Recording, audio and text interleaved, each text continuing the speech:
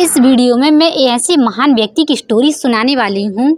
Hi everyone, welcome back to my channel PS world official 2M। आज मैं एक छोटी सी स्टोरी डॉक्टर भीमराव अंबेडकर जी, जो हमारे देश के संविधान निर्माता हैं। हालांकि मैं स्टोरी को बहुत बड़ा नहीं करने, कुछ खास बातें ही शेयर करूंगी जिससे आप परिचित हों। डॉक्टर भीमराव अंबेडकर जी जो थे, वह सबसे ज्यादा पढ़ने की, उन्हें पढ़ाई के प्रति उन्हें इतना लगाव था बहुत अधिक। अपने पिता से कहा कि मुझे पढ़ाई करना है, मुझे स्कूल जाना है। जैसे तैसे कराकर तो उनके पिता ने इधर उधर जुगाड़ लगाकर बड़ी मिन्नतें करके बड़ी मुश्किल से एक स्कूल में दाखिला कराया। लेकिन उन्होंने दाखिला तो करा दिया, लेकिन उन्हें सभी बच्चों के साथ में बैठने नहीं दिया जाता था। डॉक्टर भीमराव अंबेडकर को बोला, तुम बाहर बैठकर ही पढ़ोगे। और वो बड़ा मन लगाकर पढ़ते, बड़ा मन लगाकर देखते, एक एक टीचर के शब्द अच्छे से सुनते। एक बार डॉक्टर भीमराव अंबेडकर जी को भी टीचर ने देखा तो कहा कि इतने दिन से तुम पढ़ रहे हो, तो आओ बोर्ड में ये सवाल बताओ। तो उन्होंने तुरंत हल कर दिया। बच्चे तुरंत दौड़ पड़े जो बैठे थे क्लास में, और बोले, ये तो अछूत है, इसने बोर्ड छू लिया, ये तो अछूत है, इसने हमारा भोजन छू। बच्चे कक्षा से ही भागे। एक बार उन्होंने कुएं से पानी पी ली, भी उन्हें मार पड़ी, बहुत मार पड़ी। भोजन ब्लैक बोर्ड तक आने में मार पड़ी। एक पानी पीने में उन्हें बहुत मार पड़ी। एक बार रिक्शे वाले ने रिक्शे से भी उन्हें उतार दिया। या तू अछूत है, अगर तू रिक्शा में बैठेगा तो तू ही रिक्शा चलाएगा। यही रिक्शा चलाना पड़ा, पैसे भी देना पड़ा, प्लस रिक्शा भी चलाना पड़ा। सवाला खुद नीचे चलने लगा। लोग दलित समाज की छूने से नहीं, बल्कि परछाई से भी दूर रहते थे। उनकी बातों से दूर रहते थे, उनके छूने से दूर रहते थे, उनकी परछाई से दूर रहते। लोगों की मानसिकता थी कि छूने से अपवित्र, आवाज से अपवित्र, परछाई से अपवित्र, हर चीज से वो अपवित्र हो जाते थे। इस तरह उन्हें परछाई से, आवाज से, छूने से अपवित्र, हर चीज से उन्होंने देखा कि इतना भेद होता है। उन्हें तो संस्कृत भी नहीं पढ़ाई जाती थी। बोलते तो ये तो ब्राह्मणों के पढ़ने की चीज है, तुम क्या पढ़ोगे। तो एक गायकवाड़ के बड़े महाराजा हुआ करते थे, राजा हुआ करते थे। तो उन्होंने स्पॉन्सरशिप दी, यार कह सकते हैं स्कॉलरशिप दी। तो उन्होंने सोचा कि तुम लोग मुझे यहाँ नहीं पढ़ने दोगे तो मैं बाहर पढ़ूंगा। तो उन्होंने स्कॉलर देने की वजह वो बाहर चले गए। लेकिन ध्यान दीजिए, ये आज की बात नहीं है, ये 1909 की बात है। सबसे निचले पायदान से उठकर कोलंबिया यूनिवर्सिटी से इंग्लिश से इंटर कर आए। उन्होंने पॉलिटिकल इकोनॉमिक्स में BA किया।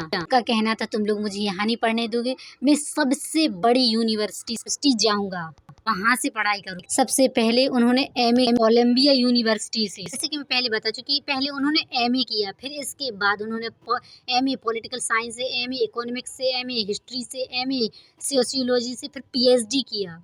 इसके बाद उन्होंने फिर MSc किया, फिर इसके बाद उन्होंने लॉ की पढ़ाई की, और फिर उन्होंने डॉक्टरेट किया। फिर इन्होंने किताबें भी लिखी। जिसके बाद इन तथ्यों को लेकर, इन्हीं बुक की किताबों के तथ्य से लेकर, जिसके बाद भारतीय रिजर्व बैंक की स्थापना हुई।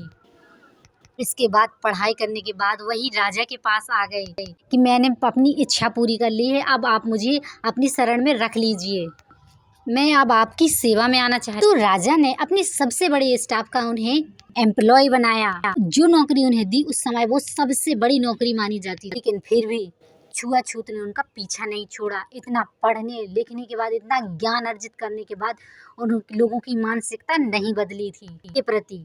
प्यून से वहाँ का प्यून भी फाइल फेंक के देता था, और आज भी वे कुएं से पानी नहीं पी सकते थे। टाइम ऐसी कंडीशन से कोई सम्मान नहीं देता था। इतना पढ़ने लिखने के बाद उनकी तकलीफों का सिलसिला थमा थोड़ी। इसके बाद उनका जिनसे विवाह हुआ था रमाबाई से, उनकी 5 संतानें हुई। 4 संतानें सही इलाज न मिलने के कारण एक के बाद एक खत्म होती गई। पत्नी भी आगे चलकर उनका लंबा साथ नहीं निभा पाई, बीमारी के कारण वो भी चल बसी। अपनी सब तकलीफों को झेलते हुए, इग्नोर करते हुए, एक बार वो फिर से उन्होंने सत्याग्रह चालू किया। ये सत्याग्रह था कि मैं सभी को कुएं से पानी पीने का अधिकार दिलाकर रहूंगा, सभी को समाज में बैठने का अधिकार दिलाकर रहूंगा। और 1927 से फिर उन्होंने एक नया सत्याग्रह स्टार्ट किया, बोला अब सभी कुएं से पानी समान रूप से पिएंगे, पानी में भेदभाव नहीं होगा, ये तो सरकारी स्थान है, हाँ सभी समान रूप से पानी यहाँ से निकालेंगे और पिएंगे। फिर इसके बाद उन्होंने दूसरा विरोध किया। उस समय महिलाएं भी इस साड़ी को ऊपर उठाकर पहना करती थी, नीचे तक उन्हें साड़ी पहनने का उन्हें अलाउ नहीं था। उन्होंने इस अधिकार पर भी बात की कि महिलाएं पैर ढककर नीचे से साड़ी पहनेंगी, अपनी इच्छा अनुसार जैसी अच्छे से साड़ी वो पहनना चाहती।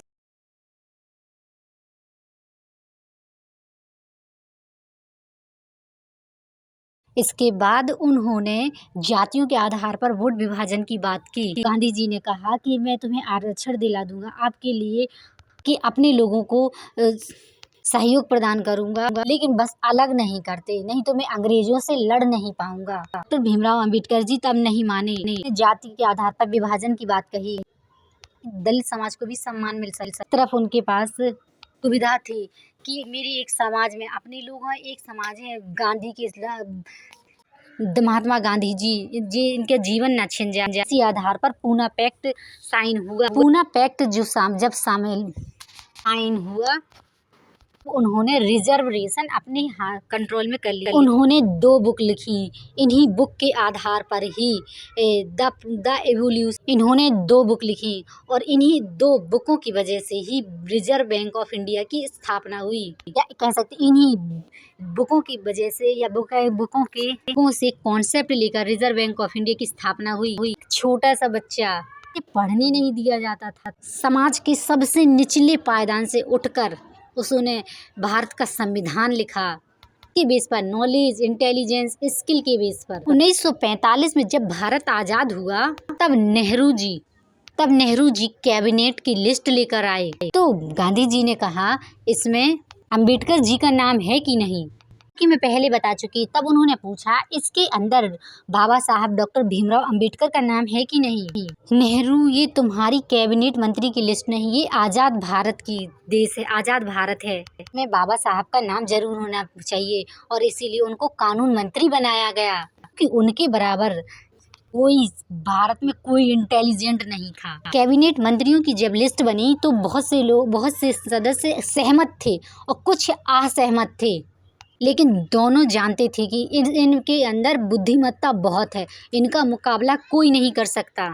इन्हीं बुद्धिमान व्यक्ति ने ही आगे चलकर हिंदू कोड बिल, ये वो लीडर नहीं थे जो सत्ता के लिए लड़ते थे, बल्कि ये वो लीडर थे जो देश के सबसे कमज़ोर, सबसे निचले पायदान के जो हिस्से थे तो उनको ऊपर उठाना, उन्हें कि हमारी जिम्मेदारी है कमज़ोर हिस्से को उठाना और आगे बढ़ाना, तभी हमारा देश आगे बढ़ेगा, आगे चलेगा।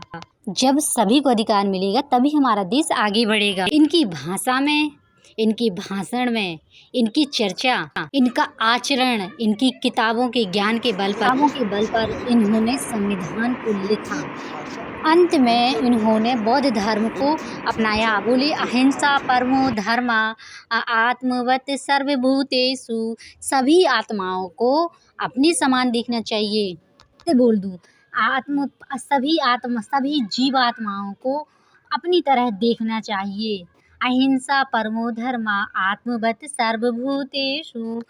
अंत में इन्होंने बौद्ध धर्म अपनाया, क्योंकि पूजा पाठ करते हुए भी वो भी बहुत शौकीन थे हर चीज़ के, लेकिन फिर भी उन्हें समाज ने स्वीकार नहीं किया, दलितों को अधिकार नहीं दिलाया, जानवरों जैसा बर्ताव हुआ उनके कि जानवरों से ज़्यादा बुरा बर्ताव। इसके बाद जिस कॉलेज से वो पढ़कर निकले थे, जिस यूनिवर्सिटी से वो पढ़कर निकले थे, वहाँ उनकी बहुत बड़ी प्रतिमा बनाई गई कि ऐसा छात्र जिससे भारत देश का संविधान लिखा ऐसा छात्र हमारे यहाँ से पढ़कर निकला। उन्होंने बहुत बड़ी प्रतिमा बनाई।